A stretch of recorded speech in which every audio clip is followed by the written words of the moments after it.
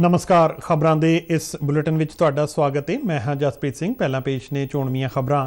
प्रधानमंत्री नरेंद्र मोदी ने jam India दे चोटी दे प्रदर्शनकारां नूं शानदार योगदान लई दित्ती वधाई।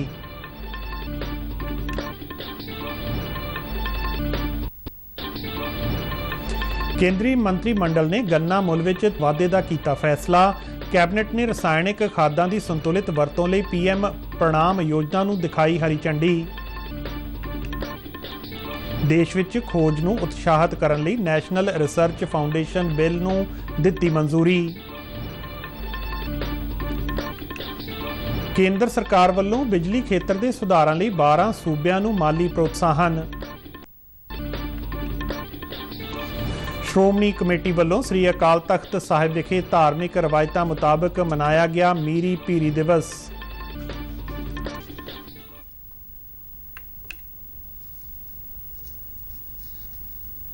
ते हुण खबरां विस्तार नाल। प्रधानमंत्री नरेंद्र मोदी ने जैम इंडिया के चोटी के प्रदर्शनकारां नूं उन्हां दे शानदार योगदान लई वधाई दित्ती। केंद्रीय वणज ते सनत मंत्री पीयूष गोयल वल्लों क्रेता विक्रेता गौरव सन्मान समारोह 2023 दौरान प्रदर्शनकारां नूं सन्मानित किए जाण संबंधी किए गए ट्वीट का हवाला दिंदिआं प्रधानमंत्री मोदी ने कहा कि अजिहे यतन भारत की आत्म निर्भरता ते खुशहाली की यात्रा नूं मजबूत बना रहे ने। इसे दौरान प्रधानमंत्री ने कश्मीर का अमीर सभ्याचार कलावां अते शिल्पकारी नूं दिखाउण लई केंद्रीय सभ्याचार मंत्रालय की वितासता प्रोग्राम की शलाघा की। उन्हां एक ट्वीट साझा करदिआं कहा कि वितासता ना सिर्फ देश भर के लोगों को सूबे के सभ्याचार अते विरासत बारे जानने का मौका दिंदा है, बल्कि यह देशवासियों को एकजुट करने का भी बेहतरीन उपराला है। प्रधानमंत्री नरेंद्र मोदी की अगवाई विच नवी दिल्ली विखे हुई केंद्रीय मंत्रिमंडल की मीटिंग दौरान गन्ना मुल विच वाधा करने का फैसला किया गया। सूचना ते प्रसारण मंत्री अनुराग सिंह ठाकुर ने कैबिनेट के फैसलों ते जानकारी दिंदिआं दस्सिया कि कैबिनेट की आर्थिक मामलों बारे कमेटी ने गन्ने की कीमत नूं 315 रुपए प्रति क्विंटल करने का फैसला किया है, जो हुण तक का सब तो ज़्यादा मुल है। गन्ना सैक्टर का जिक्र करदिआं उन्होंने कहा कि देश विच तैयार किए जा रहे इथनॉल की पेट्रोल विच 10% ब्लैंडिंग का टीचा हासिल किया गया है, जिस नाल दरामद किए जाने वाले तेल ते निर्भरता घट हुई है। उन्होंने यह भी दस्सिया कि मौजूदा समय गन्ना किसानां नूं पूरा भुगतान हो रहा है। उन्होंने केंद्र सरकार नूं किसानां दी हिमायती दस्दिआं कहा कि प्रधानमंत्री वल्लों किसानां नूं हमेशा तरजीह दी गई है। प्रधानमंत्री नरेंद्र मोदी जी सदा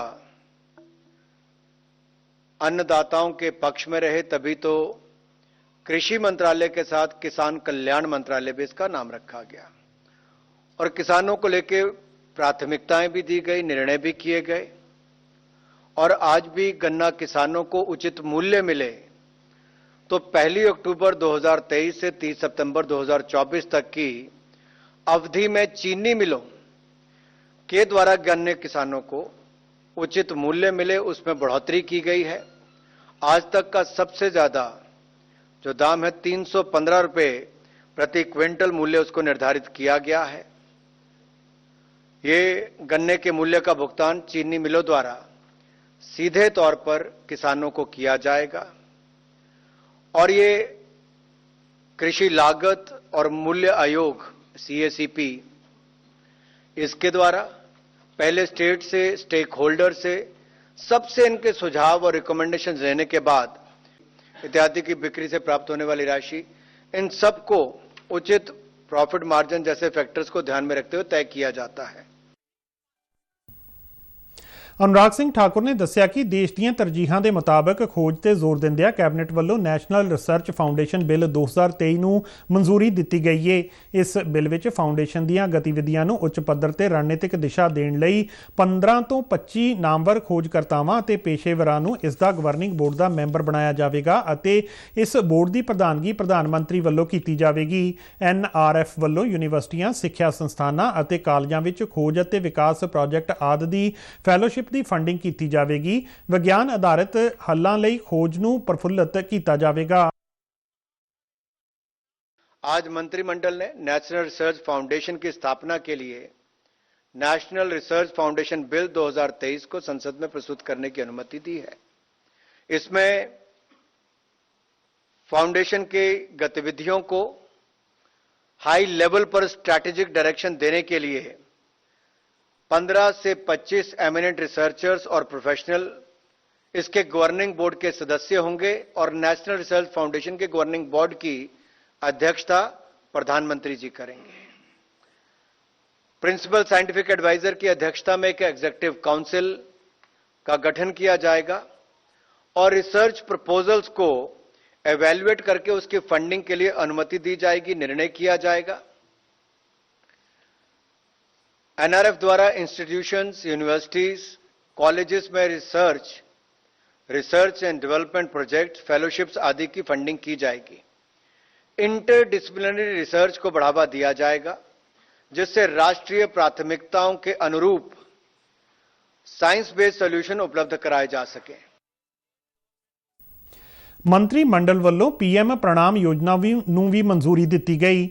ਕੇਂਦਰੀ ਸਿਹਤ ਮੰਤਰੀ ਡਾਕਟਰ ਮਨਸੁਖ ਮਾਂਡਵੀਆ ਨੇ ਪ੍ਰਣਾਮ ਯੋਜਨਾ ਬਾਰੇ ਜਾਣਕਾਰੀ ਦਿੰਦਿਆਂ ਦੱਸਿਆ ਕਿ ਇਸ ਦੇ ਤਹਿਤ ਰਸਾਇਣਿਕ ਖਾਦਾਂ ਦੀ ਵਰਤੋਂ ਨੂੰ ਸੰਤੁਲਿਤ ਕੀਤਾ ਜਾਵੇਗਾ ਅਤੇ ਰਸਾਇਣਿਕ ਖਾਦਾਂ ਵਰਤਣ ਵਾਲੇ ਸੂਬਿਆਂ ਨੂੰ ਜੈਵਿਕ ਖੇਤੀ ਲਈ ਉਤਸ਼ਾਹਿਤ ਕੀਤਾ ਜਾਵੇਗਾ। ਮਨਸੁਖ ਮਾਂਡਵੀਆ ਨੇ ਦੱਸਿਆ ਕਿ ਕਿਸਾਨਾਂ ਲਈ 3,70,000 ਕਰੋੜ ਰੁਪਏ ਦੇ ਪੈਕੇਜ ਨੂੰ ਵੀ ਮਨਜ਼ੂਰੀ ਦਿੱਤੀ ਗਈ ਹੈ। ਮਾਂਡਵੀਆ ਨੇ ਦੱਸਿਆ ਕਿ ਜਿਹੜੇ ਸੂਬੇ ਰਸਾਇਣਿਕ ਖਾਦਾਂ ਦੀ ਵਰਤੋਂ ਨੂੰ ਘੱਟ ਕਰਕੇ ਸਬਸਿਡੀ ਦੀ ਬਚਤ ਕਰਨਗੇ ਉਹਨਾਂ ਨੂੰ ਸਬਸਿਡੀ ਦੀ ਬਚੀ ਹੋਈ ਰਕਮ ਪ੍ਰੋਤਸਾਹਨ ਵਜੋਂ ਦਿੱਤੀ ਜਾਵੇਗੀ। ਪੰਜਾਬ ਵਿੱਚ ਰਸਾਇਣਿਕ ਖਾਦਾਂ ਦੀ ਵਰਤੋਂ ਦੇ ਅੰਕੜੇ ਸਾਂਝੇ ਕਰਦਿਆਂ ਕੇਂਦਰੀ ਮੰਤਰੀ ਨੇ ਦੱਸਿਆ ਕਿ ਸਾਲ 2017-18 ਦੌਰਾਨ ਪੰਜਾਬ ਵਿੱਚ ਰਸਾਇਣਿਕ ਖਾਦਾਂ ਦੀ ਵਰਤੋਂ ਵਿੱਚ 10% ਵਾਧਾ ਦੇਖਿਆ ਗਿਆ ਜਦਕਿ ਉਤਪਾਦਕਤਾ ਵਿੱਚ 16% ਕਮੀ ਦਰਜ ਕੀਤੀ गई। मोदी जी ने आज किसानों के लिए 3,70,000 करोड़ का एक पैकेज घोषित किया है।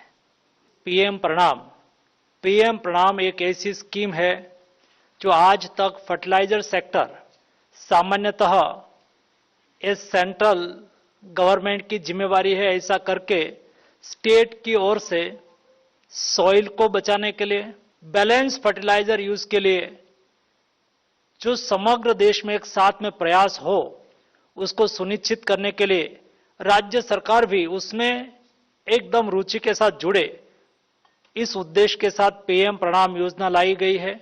पीएम प्रणाम योजना के तहत जो राज्य अल्टरनेट फर्टिलाइजर का उपयोग करेगा, केमिकल फर्टिलाइजर का कंजप्शन कम करेगा, ऐसे राज्यों को जो सब्सिडी बचती है, फॉर एग्जाम्पल एक state 10 lakh metric tonne chemical fertiliser का यूज कर रहा है लेकिन उन्होंने अल्टरनेट फर्टिलाइजर का यूज किया और केमिकल्स फर्टिलाइजर का यूज 3 लाख मेट्रिक टन कम किया, तो 3 लाख मेट्रिक टन कम होने से उसमें से बचने वाली 3,000 करोड़ की सब्सिडी में से 1,500 करोड़ रुपया यानी कि 50% राशि स्टेट गवर्नमेंट को सपोर्ट के लिए दी जाएगी। ਕੇਂਦਰ ਸਰਕਾਰ ਵੱਲੋਂ ਬਿਜਲੀ ਖੇਤਰ ਦੇ ਸੁਧਾਰਾਂ ਲਈ 12 ਸੂਬਿਆਂ ਨੂੰ ਮਾਲੀ ਪ੍ਰੋਤਸਾਹਨ ਦਿੱਤਾ ਗਿਆ ਹੈ। ਕੇਂਦਰੀ ਖਜ਼ਾਨਾ ਮੰਤਰਾਲੇ ਵੱਲੋਂ ਜਾਰੀ ਬਿਆਨ ਮੁਤਾਬਕ ਇਹਨਾਂ ਸੂਬਿਆਂ ਨੂੰ ਵਿੱਤੀ ਪ੍ਰੋਤਸਾਹਨ ਦੇ ਤਹਿਤ 66,000 ਕਰੋੜ ਰੁਪਏ ਤੋਂ ਵੱਧ ਦੇ ਫੰਡ ਮੁਹੱਈਆ ਕਰਵਾਏ ਗਏ ਨੇ। ਇਹਨਾਂ ਸੂਬਿਆਂ ਵਿੱਚ ਉੱਤਰ ਪ੍ਰਦੇਸ਼, ਪੱਛਮ ਬੰਗਾਲ, ਰਾਜਸਥਾਨ, ਤਮਿਲਨਾਡੂ, ਕੇਰਲ, ਮਣੀਪੁਰ ਅਤੇ ਆਂਧਰ ਪ੍ਰਦੇਸ਼ ਸ਼ਾਮਲ ਨੇ। ਬਿਜਲੀ ਖੇਤਰ ਦੇ ਸੁਧਾਰਾਂ ਲਈ ਮਾਲੀ ਪ੍ਰੋਤਸਾਹਨ ਦੇਣ ਦਾ ਮੁੱਖ ਮੰਤਵ ਸੈਕਟਰ ਵਿੱਚ ਸੰਚਾਲਨ ਅਤੇ ਆਰਥਿਕ ਕੁਸ਼ਲਤਾ ਵਿੱਚ ਸੁਧਾਰ ਕਰਨਾ ਹੈ ਅਤੇ ਨਾਲ ਹੀ ਬਿਜਲੀ ਦੀ ਖਪਤ ਲਈ ਅਦਾਇਗੀ ਵਿੱਚ ਨਿਰੰਤਰ ਵਾਧੇ ਨੂੰ ਹੱਲਾਸ਼ੇਰੀ ਦੇਣਾ ਹੈ। ਖਜ਼ਾਨਾ ਮੰਤਰਾਲੇ ਨੇ ਦੱਸਿਆ ਕਿ ਊਰਜਾ ਮੰਤਰਾਲੇ ਦੀਆਂ ਸਿਫਾਰਸ਼ਾਂ ਦੇ ਆਧਾਰ ਤੇ ਇਹਨਾਂ ਸੂਬਿਆਂ ਨੂੰ ਸਾਲ 2021-22 ਅਤੇ 2022-23 ਲਈ ਵਿੱਤੀ ਪ੍ਰੋਤਸਾਹਨ ਦਿੱਤਾ ਗਿਆ ਹੈ। ਭਾਰਤ ਦਾ ਚਾਲੂ ਖਾਤਾ ਘਾਟਾ ਸਾਲ 2023 ਦੀ ਪਹਿਲੀ ਤਿਮਾਹੀ ਵਿੱਚ ਘਟ ਕੇ 1.3 ਬਿਲੀਅਨ ਡਾਲਰ ਰਹਿ ਗਿਆ ਹੈ। ਭਾਰਤੀ ਰਿਜ਼ਰਵ ਬੈਂਕ ਵੱਲੋਂ ਦਿੱਤੇ ਗਏ ਅੰਕੜਿਆਂ ਮੁਤਾਬਕ ਇਸ ਗਿਰਾਵਟ ਨਾਲ ਚਾਲੂ ਖਾਤਾ ਘਾਟਾ GDP ਦਾ 0.2% ਰਹਿ ਗਿਆ ਹੈ। RBI ਦਾ ਕਹਿਣਾ ਹੈ ਕਿ ਇਹ ਗਿਰਾਵਟ ਮੁੱਖ ਤੌਰ ਤੇ ਵਪਾਰ ਘਾਟੇ ਵਿੱਚ ਨਰਮੀ ਅਤੇ ਸੇਵਾਵਾਂ ਦੀ ਬਰਾਮਦ ਵਿੱਚ ਜ਼ਬਰਦਸਤ ਵਾਧੇ ਕਾਰਨ ਆਈ ਹੈ। ਬੈਂਕ ਦੇ ਅੰਕੜਿਆਂ ਨੇ ਦਿਖਾਇਆ ਹੈ ਕਿ ਕੰਪਿਊਟਰ ਸੇਵਾਵਾਂ ਤੋਂ ਨੈਟ ਆਮਦਨ ਵਿੱਚ ਵਾਧੇ ਦੇ ਕਾਰਨ ਨੈਟ ਸੇਵਾਵਾਂ ਦੀਆਂ ਪ੍ਰਾਪਤੀਆਂ ਵਿੱਚ ਸਾਲ ਦਰ ਸਾਲ ਵਾਧਾ ਹੋਇਆ ਹੈ। ਪਿਛਲੇ ਸਾਲ ਵਿੱਚ ਵਿਦੇਸ਼ੀ ਮੁਦਰਾ ਭੰਡਾਰ ਵਿੱਚ 9.1 ਬਿਲੀਅਨ ਡਾਲਰ ਦੀ ਵੀ ਕਮੀ ਸਾਹਮਣੇ ਆਈ ਹੈ।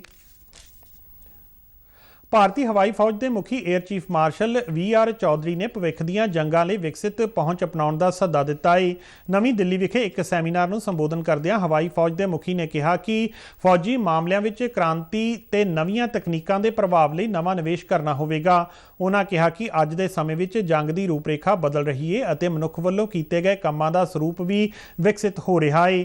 ਉਹਨਾਂ ਨੇ ਆਉਂਦੇ ਸਮੇਂ ਵਿੱਚ ਅਧਿਕਾਰੀਆਂ ਨੂੰ ਮੁੜ ਸਿੱਖਿਅਤ ਕਰਨ ਦੀ ਲੋੜ ਤੇ ਜ਼ੋਰ ਦਿੱਤਾ ਤਾਂ ਜੋ ਹਰ ਕਿਸੇ ਨੂੰ ਤਕਨਾਲੋਜੀ ਦਾ ਹਾਣੀ ਬਣਾਇਆ ਜਾ ਸਕੇ।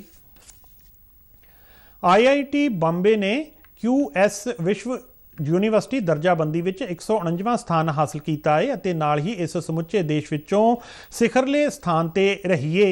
IIT ਬੰਬੇ ਨੇ ਪਿਛਲੇ ਸਾਲ 172ਵੇਂ ਸਥਾਨ ਤੋਂ ਇਸ ਬਾਰੇ 149ਵੇਂ ਸਥਾਨ ਤੱਕ ਵੱਡੀ ਛਾਲ ਲਗਾਈ ਹੈ। ਇਹ ਪਹਿਲੀ ਵਾਰ ਹੈ ਕਿ QS ਦਰਜਾਬੰਦੀ ਵਿੱਚ IIT ਬੰਬੇ ਦੁਨੀਆ ਦੇ ਚੋਟੀ ਦੇ 150 ਸਿੱਖਿਆ ਸੰਸਥਾਨਾਂ ਵਿੱਚ ਸ਼ਾਮਲ ਹੋਈ ਹੈ। IIT ਬੰਬੇ ਨੂੰ ਇਸ ਦਰਜਾਬੰਦੀ ਵਿੱਚ ਰੋਜ਼ਗਾਰ ਦਾਤਾ ਪ੍ਰਤਿਸ਼ਠਾ ਵਿੱਚ 81.9, ਫੈਕਲਟੀ ਵਿੱਚ 73.1, ਅਕਾਦਮਿਕ ਵਿੱਚ 55.5, ਰੋਜ਼ਗਾਰ ਵਿੱਚ 47.4 ਅਤੇ ਸਥਿਰਤਾ ਵਿੱਚ 54.9 ਅੰਕ ਹਾਸਲ ਕੀਤੇ ਨੇ। ਉਪ ਰਾਸ਼ਟਰਪਤੀ ਜਗਦੀਪ ਧਨਖੜ ਨੇ ਈਦ ਉਲ ਜ਼ੁਹਾ ਦੀਆਂ ਸਾਰੇ ਦੇਸ਼ ਵਾਸੀਆਂ ਨੂੰ ਵਧਾਈਆਂ ਦਿੱਤੀਆਂ ਨੇ। ਵਧਾਈ ਸੁਨੇਹੇ ਵਿੱਚ ਉਪ ਰਾਸ਼ਟਰਪਤੀ ਨੇ ਕਿਹਾ ਕਿ ਇਹ ਪਵਿੱਤਰ ਦਿਹਾੜਾ ਤਿਆਗ ਅਤੇ ਨਿਰਸਵਾਰਥ ਸੇਵਾ ਦਾ ਪ੍ਰਤੀਕ ਹੈ ਅਤੇ ਸ਼ੁਕਰਗੁਜ਼ਾਰ ਹੋਣ ਦਾ ਇੱਕ ਮੌਕਾ ਹੈ। ਇਹ ਸਾਰੇ ਪਰਿਵਾਰਾਂ ਅਤੇ ਭਾਈਚਾਰਿਆਂ ਵੱਲੋਂ ਆਪਸ ਵਿੱਚ ਖੁਸ਼ੀਆਂ ਅਤੇ ਸ਼ੁਭਕਾਮਨਾਵਾਂ ਨੂੰ ਸਾਂਝਾ ਕਰਨ ਦਾ ਇੱਕ ਮੌਕਾ ਹੈ। ਉਹਨਾਂ ਕਾਮਨਾ ਕੀਤੀ ਕਿ ਇਹ ਈਦ ਸਾਰਿਆਂ ਦੇ ਲਈ ਸ਼ਾਂਤੀ ਅਤੇ ਖੁਸ਼ੀਆਂ ਖੇੜੇ ਲੈ ਕੇ ਆਵੇ। ਮੁੱਖ ਮੰਤਰੀ ਭਗਵੰਤ ਮਾਨ ਦੀ ਅਗਵਾਈ ਵਿੱਚ ਅੱਜ ਚੰਡੀਗੜ੍ਹ ਵਿੱਚ ਪੰਜਾਬ ਬੁਨਿਆਦੀ ਢਾਂਚਾ ਵਿਕਾਸ ਬੋਰਡ ਦੀ ਬੈਠਕ ਹੋਈ, ਜਿਸ ਵਿੱਚ ਪੰਜਾਬ ਦੇ ਕੰਢੀ ਇਲਾਕੇ ਵਿੱਚ ਸੈਰ ਸਪਾਟੇ ਨੂੰ ਹੱਲਾਸ਼ੇਰੀ ਦੇਣ ਸੰਬੰਧੀ ਵੱਖ-ਵੱਖ ਪਹਿਲੂਆਂ ਤੇ ਵਿਚਾਰ ਵਟਾਂਦਰਾ ਕੀਤਾ ਗਿਆ। ਮੁੱਖ ਮੰਤਰੀ ਨੇ PIDB ਦੇ ਅਧਿਕਾਰੀਆਂ ਨਾਲ ਚਰਚਾ ਦੌਰਾਨ ਰਣਜੀਤ ਸਾਗਰ ਡੈਮ, ਸ਼ਾਹਪੁਰ ਕੰਢੀ ਇਲਾਕੇ ਅਤੇ ਹੁਸ਼ਿਆਰਪੁਰ ਦੇ ਕੰਢੀ ਇਲਾਕਿਆਂ ਨੂੰ ਹੋਰ ਵਿਕਸਿਤ ਕੀਤੇ ਜਾਣ ਸੰਬੰਧੀ ਮੁੱਦਿਆਂ ਨੂੰ ਸ਼ਾਮਲ ਕੀਤਾ। ਮੁੱਖ ਮੰਤਰੀ ਨੇ ਟਵੀਟ ਕਰਦਿਆਂ ਕਿਹਾ ਕਿ ਕੰਢੀ ਇਲਾਕੇ ਦੀ ਕੁਦਰਤੀ ਸੁੰਦਰਤਾ ਪ੍ਰਤੀ ਸੈਲਾਨੀਆਂ ਵਿੱਚ ਖਿੱਚ ਪੈਦਾ ਕਰਨੀ ਬੈਠਕ ਦਾ ਮੁੱਖ ਮੰਤਵ ਹੈ। ਪੰਜਾਬ ਦੇ ਸਿਹਤ ਅਤੇ ਪਰਿਵਾਰ ਭਲਾਈ ਮੰਤਰੀ ਡਾਕਟਰ ਬਲਬੀਰ ਸਿੰਘ ਨੇ ਜ਼ਿਲ੍ਹਾ ਹਸਪਤਾਲ ਫਰੀਦਕੋਟ ਦਾ ਦੌਰਾ ਕਰਕੇ ਚੱਲ ਰਹੀਆਂ ਸਿਹਤ ਸੇਵਾਵਾਂ ਦਾ ਜਾਇਜ਼ਾ ਲਿਆ। ਇਸ ਮੌਕੇ ਪੱਤਰਕਾਰਾਂ ਨਾਲ ਗੱਲਬਾਤ ਕਰਦਿਆਂ ਸਿਹਤ ਮੰਤਰੀ ਨੇ ਕਿਹਾ ਕਿ ਸਰਕਾਰ ਵੱਲੋਂ ਸਿਹਤ ਸੰਸਥਾਵਾਂ ਨੂੰ ਅਪਗ੍ਰੇਡ ਕਰਨ ਲਈ ਰੂਪਰੇਖਾ ਤਿਆਰ ਕੀਤੀ ਜਾ ਰਹੀ ਹੈ ਅਤੇ ਨਾਲ ਹੀ ਹਸਪਤਾਲਾਂ ਵਿੱਚ ਲੋੜੀਂਦਾ ਸਾਜ਼ੋ ਸਮਾਨ ਅਤੇ ਦਵਾਈਆਂ ਮੁਹੱਈਆ ਕਰਵਾਉਣ ਦੇ ਵੀ ਬੰਦੋਬਸਤ ਕੀਤੇ ਜਾ ਰਹੇ ਨੇ। ਬਲਬੀਰ ਸਿੰਘ ਨੇ ਸਰਕਾਰ ਵੱਲੋਂ ਖੋਲ੍ਹੇ ਗਏ ਆਮ ਆਦਮੀ ਕਲੀਨਿਕਾਂ ਦਾ ਜ਼ਿਕਰ ਕਰਦਿਆਂ ਕਿਹਾ ਕਿ ਹੁਣ ਤੱਕ 31 ਲੱਖ ਤੋਂ ਵੱਧ ਲੋਕ ਇਹਨਾਂ ਦੇ ਮਾਧਿਅਮ ਨਾਲ ਇਲਾਜ ਦੀ ਸਹੂਲਤ ਲੈ ਚੁੱਕੇ ਨੇ। ਸੂਬੇ ਦੇ ਸਿਹਤ ਢਾਂਚੇ ਨੂੰ ਮਜ਼ਬੂਤ ਕਰਨ ਦੇ ਮੰਤਵ ਨਾਲ ਸੂਬਾ ਸਰਕਾਰ ਵੱਲੋਂ ਜਲਦ ਹੀ 550 ਡਾਕਟਰਾਂ ਦੀ ਭਰਤੀ ਕੀਤੀ ਜਾਵੇਗੀ। ਪਟਿਆਲਾ ਦੇ ਡਿਪਟੀ ਕਮਿਸ਼ਨਰ ਸਾਕਸ਼ੀ ਸਾਨੀ ਨੇ ਜ਼ਿਲ੍ਹੇ ਅੰਦਰ ਆਯੁਸ਼ਮਾਨ ਭਾਰਤ ਸਰਬੱਤ ਸਿਹਤ ਬੀਮਾ ਯੋਜਨਾ ਦੇ ਕੰਮਕਾਜ ਦਾ ਜਾਇਜ਼ਾ ਲਿਆ। ਡਿਪਟੀ ਕਮਿਸ਼ਨਰ ਨੇ ਕਿਹਾ ਕਿ ਇਸ ਸਕੀਮ ਦੇ ਤਹਿਤ ਸਮਾਰਟ ਕਾਰਡ ਬਣਾਉਣ ਤੋਂ ਵਾਂਝੇ ਰਹਿ ਗਏ ਲਾਭਪਾਤਰੀਆਂ ਦੇ ਕਾਰਡ ਬਣਾਉਣ ਲਈ ਵਿਸ਼ੇਸ਼ ਮੁਹਿੰਮ ਚਲਾਈ ਗਈ ਹੈ। ਉਹਨਾਂ ਨੇ ਰਾਸ਼ਨ ਕਾਰਡ ਧਾਰਕਾਂ, ਜੇ ਫਾਰਮ ਧਾਰਕ ਕਿਸਾਨਾਂ, ਕਿਰਤੀਆਂ, ਛੋਟੇ ਵਪਾਰੀਆਂ ਅਤੇ ਪੀਲਾ ਕਾਰਡ ਧਾਰਕ ਪੱਤਰਕਾਰਾਂ ਨੂੰ ਯੋਜਨਾ ਦੇ ਤਹਿਤ ਸਮਾਰਟ ਕਾਰਡ ਅਪਣਾਉਣ ਦੀ ਅਪੀਲ ਕੀਤੀ। ਡਿਪਟੀ ਕਮਿਸ਼ਨਰ ਨੇ ਦੱਸਿਆ ਕਿ ਇਹ ਮੁਹਿੰਮ ਇੱਕ ਵੈਨ ਦੇ ਜ਼ਰੀਏ 1 ਜੁਲਾਈ ਤੋਂ ਪੂਰੇ ਮਹੀਨੇ ਲਈ ਚਲਾਈ ਜਾਵੇਗੀ। ਡਿਪਟੀ ਕਮਿਸ਼ਨਰ ਨੇ ਇਸ ਮੁਹਿੰਮ ਨੂੰ ਸਫਲ ਬਣਾਉਣ ਲਈ ਸੰਬੰਧਿਤ ਵਿਭਾਗ ਦੇ ਅਧਿਕਾਰੀਆਂ ਨੂੰ ਆਪਸੀ ਤਾਲਮੇਲ ਨਾਲ ਕੰਮ ਕਰਨ ਦੀ ਹਦਾਇਤ ਕੀਤੀ। ਪੰਜਾਬ ਦੇ ਖੇਤੀਬਾੜੀ ਅਤੇ ਕਿਸਾਨ ਭਲਾਈ ਮਹਿਕਮੇ ਵੱਲੋਂ ਕਿਸਾਨਾਂ ਨੂੰ ਝੋਨੇ ਦੀ ਸਿੱਧੀ ਬਿਜਾਈ ਲਈ ਜਾਗਰੂਕ ਕੀਤਾ ਜਾ ਰਿਹਾ ਹੈ। ਇਹ ਜਾਗਰੂਕਤਾ ਮੁਹਿੰਮ ਦੇ ਤਹਿਤ ਜ਼ਿਲ੍ਹਾ ਪ੍ਰਸ਼ਾਸਨ ਅਤੇ ਖੇਤੀਬਾੜੀ ਵਿਭਾਗ ਦੇ ਅਧਿਕਾਰੀਆਂ ਵੱਲੋਂ ਸਿੱਧੀ ਬਿਜਾਈ ਵਾਲੇ ਖੇਤਾਂ ਦਾ ਦੌਰਾ ਕੀਤਾ ਗਿਆ ਅਤੇ ਸਿੱਧੀ ਬਿਜਾਈ ਕਰਨ ਵਾਲੇ ਕਿਸਾਨਾਂ ਦੀ ਖਾਸ ਤੌਰ ਤੇ ਸ਼ਲਾਘਾ ਕੀਤੀ ਗਈ। ਇਸ ਮੌਕੇ SDM ਕਿਰਪਾਲ ਵੀਰ ਸਿੰਘ ਨੇ ਕਿਸਾਨਾਂ ਨੂੰ ਪਾਣੀ ਦਾ ਡਿੱਗਦਾ ਪੱਧਰ ਬਚਾਉਣ ਲਈ ਝੋਨੇ ਦੀ ਸਿੱਧੀ ਬਿਜਾਈ ਕਰਨ ਦੀ ਅਪੀਲ ਕੀਤੀ।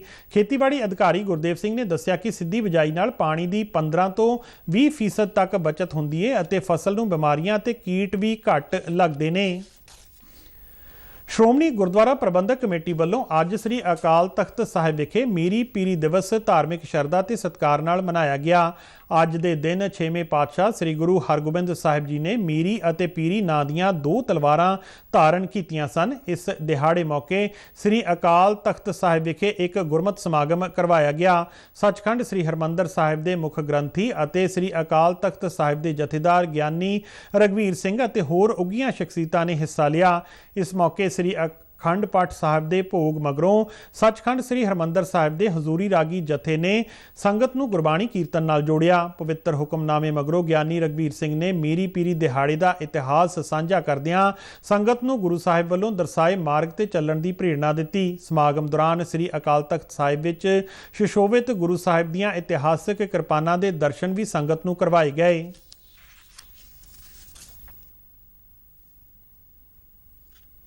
स्वच्छता पंद्रवाड़े तहत सिंगल यूज प्लास्टिक के खिलाफ कार्रवाई करदियां फाजिलका जिला प्रशासन वालों नियमां की उलंघना करने वालियां खिलाफ कार्रवाई की गई। जिले में मेरा शहर मेरा मान मुहिम के तहत प्लास्टिक लिफाफियां सिंगल यूज प्लास्टिक थर्मोकोल की वरतों आदि विरुद्ध कार्रवाई गतिविधियां कीतियां जा रही ने। इस दे तहत अज फाजिलका के गांधी चौक राम कीर्तन मंदिर रोड समेत कई इलाकों में दुकानों ते छापेमारी की गई और सिंगल यूज प्लास्टिक की वरतों करने वाले 12 दुकानदारों के चलान किए गए। इस दौरान 120 किलो बैन प्लास्टिक और सिंगल यूज प्लास्टिक जब्त किया गया। प्रशासनिक अधिकारियों ने लोगों को अपील की कि सिंगल यूज प्लास्टिक की वरतों को मुकम्मल तौर पर बंद किया जाए और इस दे बदल को उत्साहित किया जाए। BSF ਅਤੇ पंजाब पुलिस ਦੀਆਂ ਟੀਮਾਂ ਨੇ ਇੱਕ ਸਾਂਝੇ ਆਪਰੇਸ਼ਨ ਦੌਰਾਨ ਤਰਨਤਾਰਨ ਜ਼ਿਲ੍ਹੇ ਦੇ ਸਰਹੱਦੀ ਪਿੰਡ ਭੂਰਾ ਕੋਹਣਾ ਵਿਖੇ ਇੱਕ ਭਾਲ ਦੀ ਕਾਰਵਾਈ ਦੌਰਾਨ ਪਾਕਿਸਤਾਨੀ ਡਰੋਨ ਬਰਾਮਦ ਕੀਤਾ। BSF ਵੱਲੋਂ ਦਿੱਤੀ ਗਈ ਜਾਣਕਾਰੀ ਮੁਤਾਬਕ ਇਹ ਡਰੋਨ ਅੱਜ ਸਵੇਰੇ ਭਾਰਤੀ ਖੇਤਰ ਵਿੱਚ ਦਾਖਲ ਹੋਇਆ ਅਤੇ ਚੌਕਸ ਜਵਾਨਾਂ ਨੇ ਫਾਇਰਿੰਗ ਕਰਕੇ ਇਸ ਨੂੰ ਸੁੱਟ ਲਿਆ। ਇਸ ਪਾਕਿਸਤਾਨੀ ਡਰੋਨ ਦਾ ਘੇਰਾ ਕਈ ਫੁੱਟ ਦੱਸਿਆ ਜਾਂਦਾ ਹੈ ਜੋ ਕਿ ਭਾਰੀ ਸਮਾਨ ਚੱਕਣ ਦੇ ਸਮਰੱਥ ਹੋ ਸਕਦਾ ਹੈ। खबरों के बुलेटिन साडे दर्शक RNU DDK जलंधर के YouTube चैनल फेसबुक पेज और ट्विटर हैंडल ते भी देख सकते हैं। ते बुलेटिन के अखीर में चोणवीं खबरां एक बार फिर तो प्रधानमंत्री नरेंद्र मोदी ने जैम इंडिया के चोटी के प्रदर्शनकारां नूं शानदार योगदान लई दित्ती वधाई।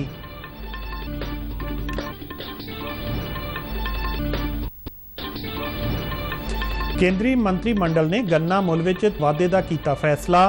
कैबिनेट ने रसायनिक खादां की संतुलित वरतों लई PM प्रणाम योजना नूं दिखाई हरी झंडी। देश विच खोज नूं उत्साहित करन लई नैशनल रिसर्च फाउंडेशन बिल नूं दित्ती मंजूरी। केंद्र सरकार वल्लों बिजली खेत्र के सुधारां लई 12 सूबियां नूं माली प्रोत्साहन। श्रोमणी कमेटी वालों श्री अकाल तख्त साहिब विखे धार्मिक रवायतां मुताबक मनाया गया मीरी पीरी दिवस।